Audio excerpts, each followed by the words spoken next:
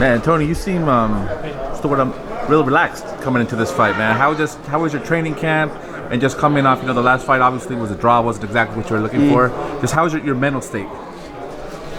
As of right now, my camp was great, man. Like I said, what's in the past is in the past for me. It's like, you asked me about my ex-girlfriend. You know what I mean? Yeah. Like, it don't even fucking matter. Like, what it is, what it is. Like, I'm not even thinking about the shit no more. It's in the past. I'm going to move forward. I had a good camp. And I know I'm preparing for a tough competitor with a fast pace, and that's my main goal. And you know Garcia, you mentioned that he's like a nice guy, but you don't really know a whole lot about him. Did you watch any of his fights, or what have you? Well, it's pretty much like for me, it really was nothing to watch. You know what I mean? Like it's a fight. It's a fight.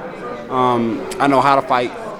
I know how to fight people that's right-handed. He's a right-handed guy. I know how to fight people that use their jab a lot. So I think I make the adjustment as the rounds go on, man. I think, for what I did see from fighting Fundora, he's just a tough motherfucker. Mm-hmm. That's one tough motherfucker, man.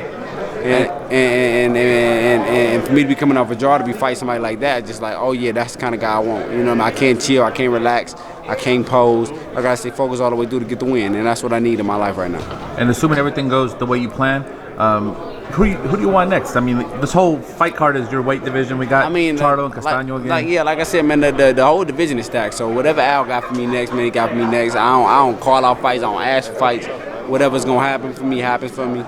And like I said, they give me the name, I prepare for the name, and that's how I go for me, man. But at this point, I only want the biggest and best fights at this point in my career. Who do you favor in the Lubin and Fundora fight? I think that's a tough fight, man. I think it's really 50-50, but for me, man, I'm always rooting for the brother. But I think it's a 50-50 fight, but me, I'm pulling for the brother. Gotcha, man. What about Charlo and Castano? A lot of people thought Castano deserved the first fight. Yeah, I thought Castano did a very amazing job, you know what I mean? But I also think that Charlo did an amazing job to get a guy who throws 800 punches around, only throw 500 punches in the fight. You know what I mean? So that he had a lot to do with that. You know what I mean? And I think he did a good job on his end too. So I think a draw was just about right. But like I said, once again, I think that's a good fight, a great fight, 50-50 fight again. But I'm always rooting for the brother, even though I can't stand that bitch. I'm always rooting for the brother. Well, and a lot of people are saying they think he has more, so what I'm looking for, more in the toolbox to make adjustments versus what Castano. Oh, for sure. I think we seen Castano. Only thing we can see more of Castano is a 2.0 Castano. You know what I mean? I don't think you can do nothing but press the action more and be on it more and throw a lot more punches. So I think we've seen what Castano can do. I think the more versatile fighter would definitely be Charlo. I think he can do a little more, add a little more to his repertoire, and then I think, but like I said, that's another amazing fight, man. It was a good first fight. It's gonna be an amazing second fight. So, don't be surprised if you see another draw. Gotcha, man. And before I let you go, the new kid on the block, Tszyu from Down Under. What did you think of his performance against Sergio Garcia? I thought he did good. I thought he did good, man. I thought he started off early.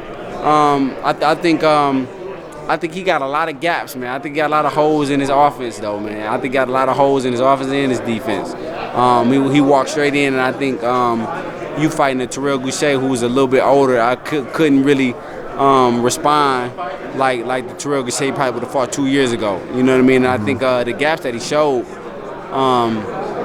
to win a world title, man, you ain't gonna win it like that. You know what I mean? So that's just my observations? My observations of it. But I thought the plus side of him, he's a tough motherfucker. The motherfuckers is tough. Mm-hmm. You know, they active and he tough, man. It's hard to beat, man. But Sergio Garcia showed a lot of grit and gut, and he showed why he was from Cleveland. And motherfucker didn't go down. Motherfucker took that shit all the way through, man. And like I said, my kudos is to both of them because it was an amazing fight.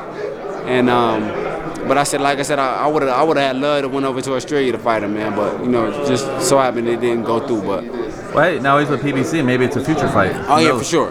Like I said, it's a bunch of future fights, man. I think this is the best in the division, the best division in the sport. And I think you can mix and mingle any way, anyhow. Each and every one of us, you make a good fight. So I think the division is alive. Starting tomorrow night, you got a whole lineup of them. And you get to make your analysis like we did with Tim. Let's wrap it up, man. What's your last message for all the fans out there? Tune in, man. It's an amazing card, especially if you love junior middleweight division. This is the start of fireworks. You got another fight about another 2 months after that. What's in the junior middleweight division? So just stay tuned, man. Stay tuned. Great things is happening with this card. It's gonna be an amazing card from top to bottom. Tune in. Fireworks is always in. All right, man. Good luck in the fight. Thanks. Thank you, brother.